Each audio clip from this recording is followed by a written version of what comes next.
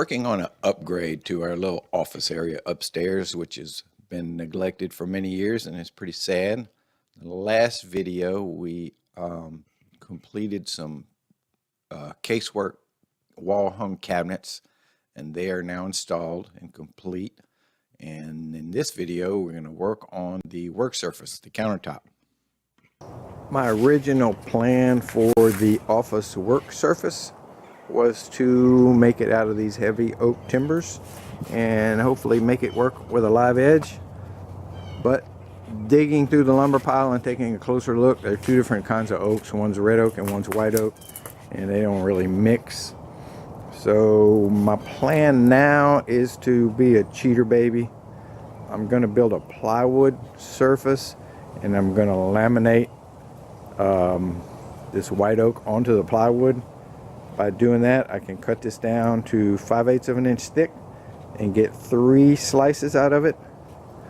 And my table saw will rip 3 inches, so if I rip this up into 6-inch strips, I can run them through the table saw and slice them up and run them through the planer, and it'll be almost as nice as having solid wood, but I won't be able to do the live edge on it. Going back in time, this log was given to me. It's a white oak log. It was cut down on a job site, and it was dead when it was cut down. It was full of bugs.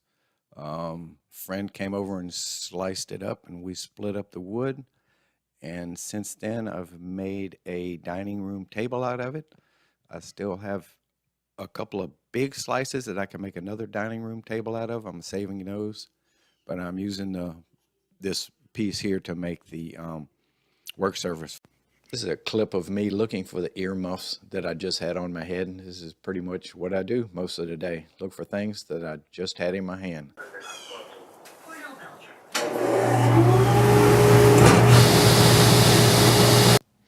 So at this point, this hunk of oak is 2.5 inches thick. It is 12 feet long, and it's really rough. It did not want to go straight through the table saw. It kept wanting to go one side or the other.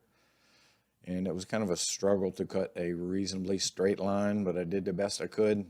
And after it was ripped up, then the pieces were not quite so heavy and awkward to deal with.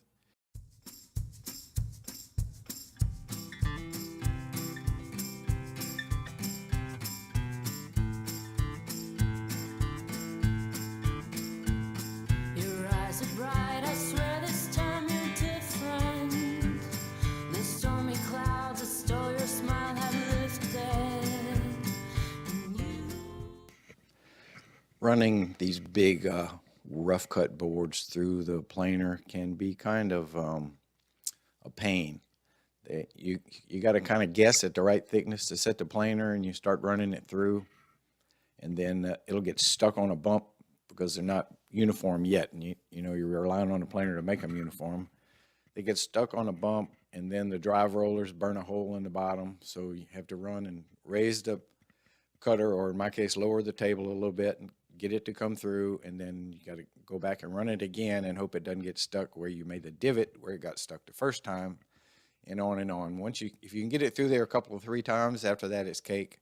You just keep running it through and taking how much of a bite you think is safe, considering the hardness of the wood and the capacity of your planer.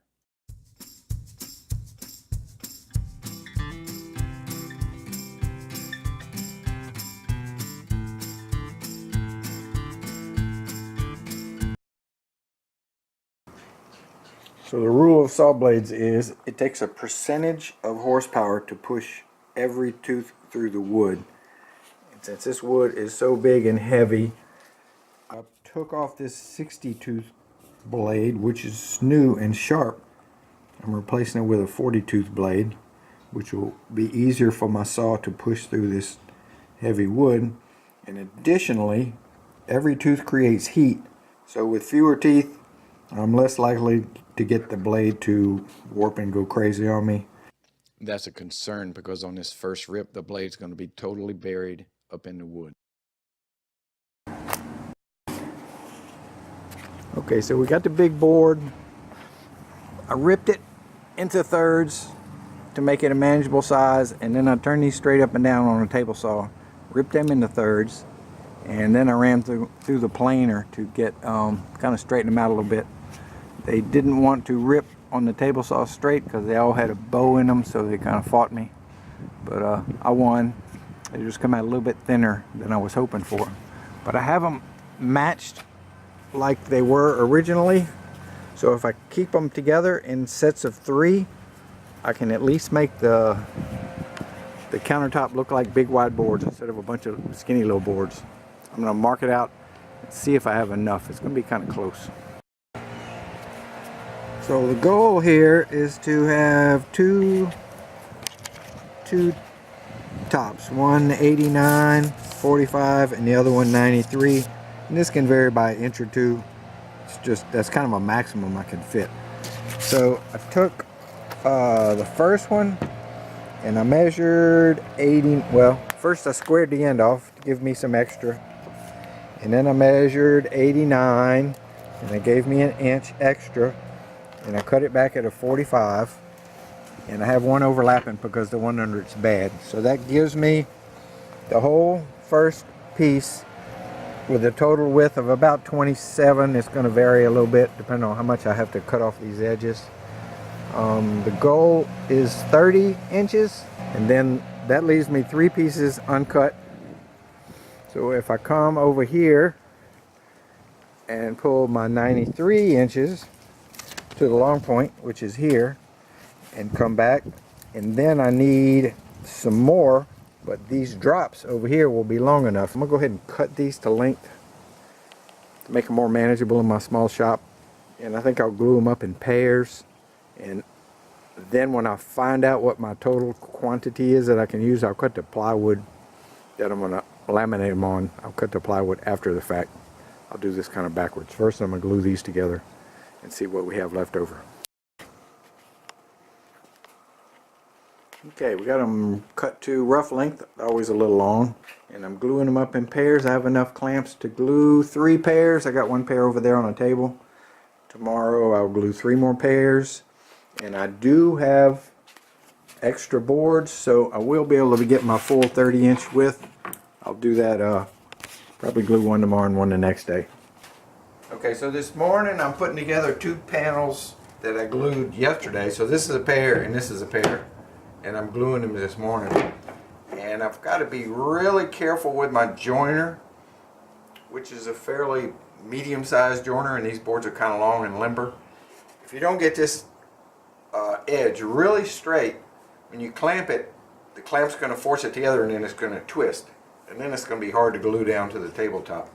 So I'm kind of taking my time, and probably more time than I've ever taken on the joiner to make sure that these fit perfectly. Takes very little clamp pressure then. It's warm today. We should be able to get a couple of clamps today. Probably can unclamp them at noon and clamp more boards.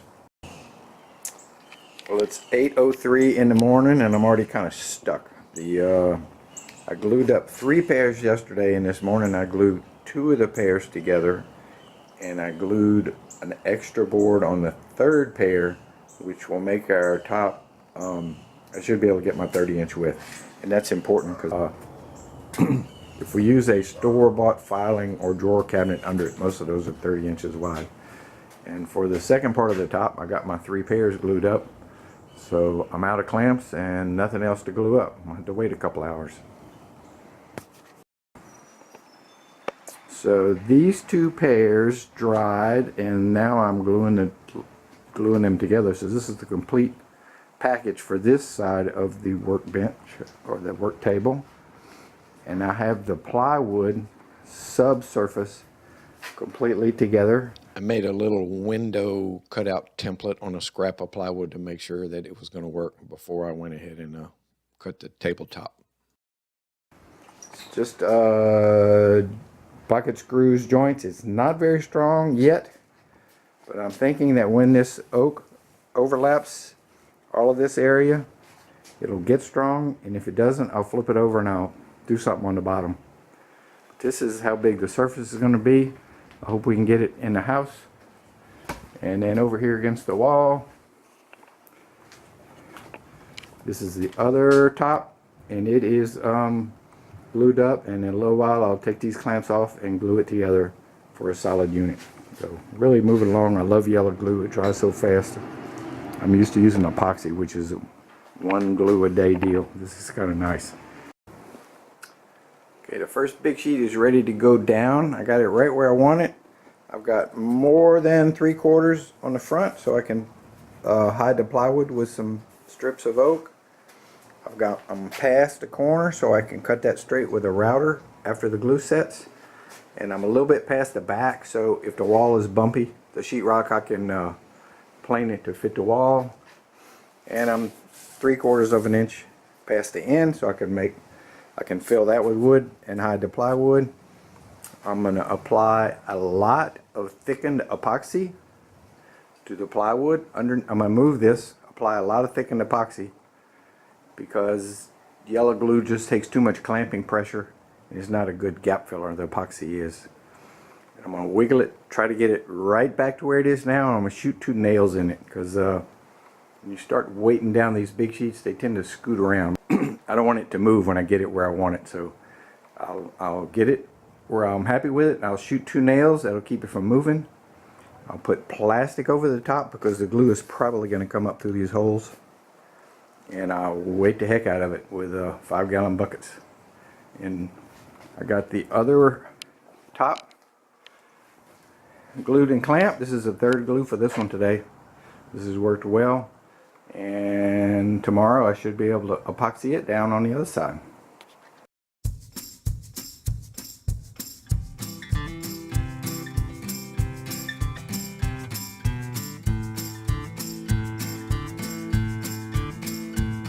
Your eyes are bright, I swear this time you're different. The stormy clouds that stole your smile have lifted, and you have changed, but somehow remain the same. There's no more pain, can't cause you pain. It's good to see you free the hurt within you again.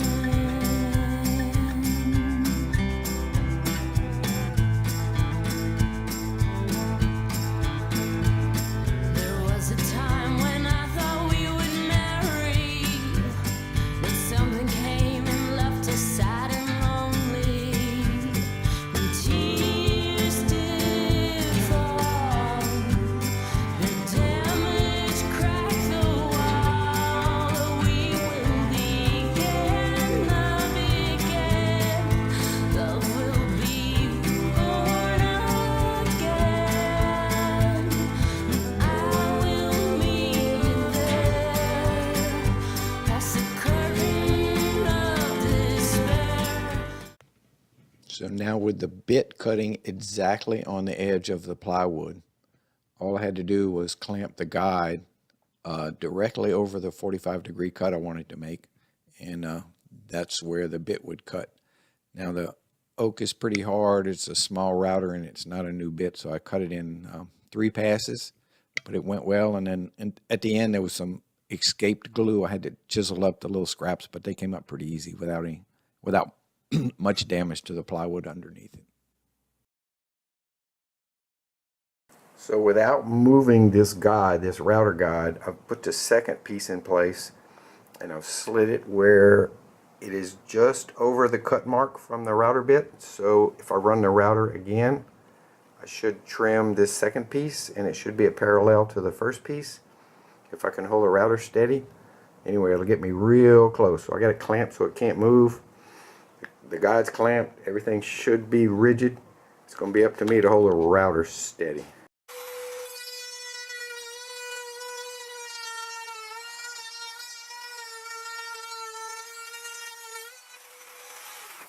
Okay, according to my standards, this came out pretty freaking good. I am ready to glue. I'm gonna need to get this thing straight on the table. I'm gonna need to get my newspaper ready and mix up some glue. And this time I have all my buckets close. I don't have to walk next door to Debbie's studio to get them. These are like 45 pounds a piece, so I'm putting a pretty good bit of weight on this thing.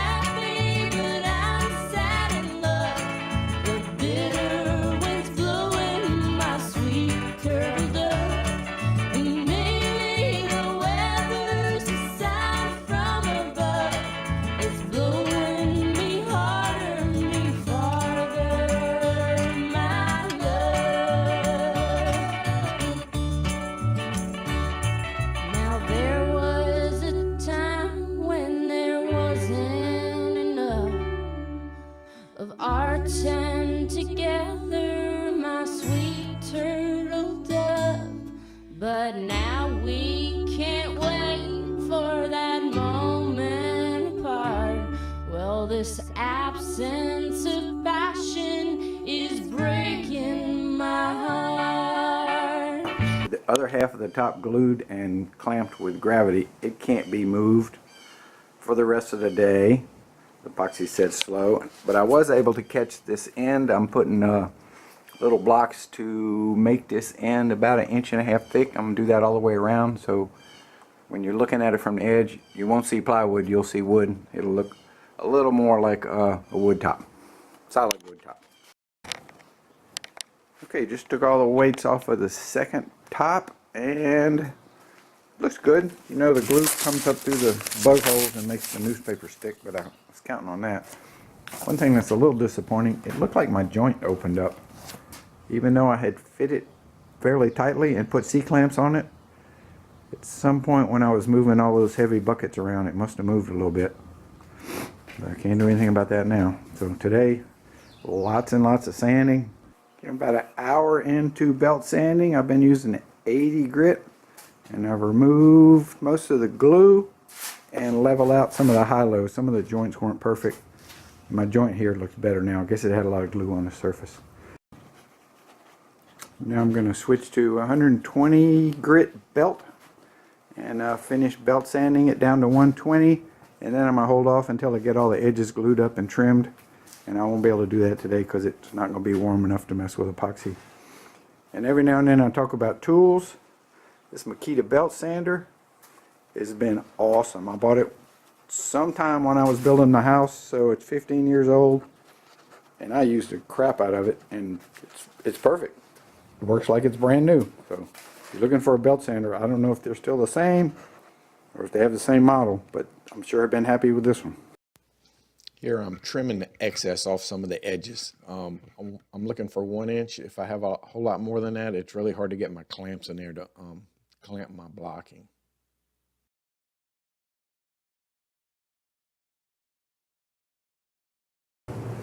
Alright, I'm ready to glue the banding to the parts that show.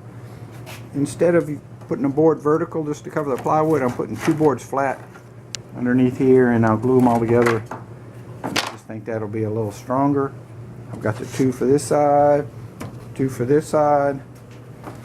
Got these 2 square pieces that go in that notch I cut in the plywood, and that's so later on when I cut a curve in the front, we won't have any exposed plywood. And I got all these cut for the end grain. So got all my clamps ready. Oh, and this thing had a slight bow. So I got it propped up right here, and I got it weighted down right here with the battery. And these 2, when I get them glued on, will help to keep it from coming back. I don't know if they'll get it all, but it was only a little bitty bit. So the edge strips are all glued on and the heater's running, and I'm crossing my fingers that this stuff will actually cure. And I started filling some of the cracks up top with some thickened epoxy. This is a fun part, trimming the edges back to see what it's going to look like. Just using a straight edge and a straight cutting bit with the big router.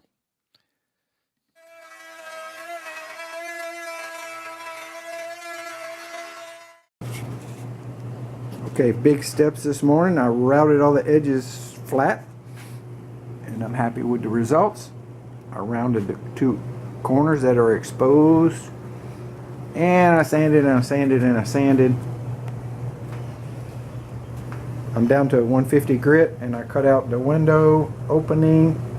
And what I'm going to do now is put a coat of varnish on it, most of which will be sanded off. But I need to seal the wood with a coat or 2 of varnish, and then I'll put some tinted filler to fill the bug holes. But I need to seal the wood first to make cleanup a little easier. First coat of varnish. It'll be covered with dust in a few minutes because there's so much dust in the air, but that's okay because this coat gets mostly sanded off.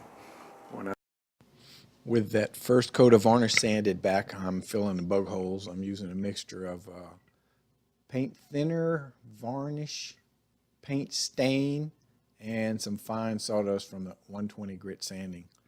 And we'll let this dry. We'll give it a good sanding and a few coats of varnish, and then we're going to bring it on upstairs and go ahead and set it in place.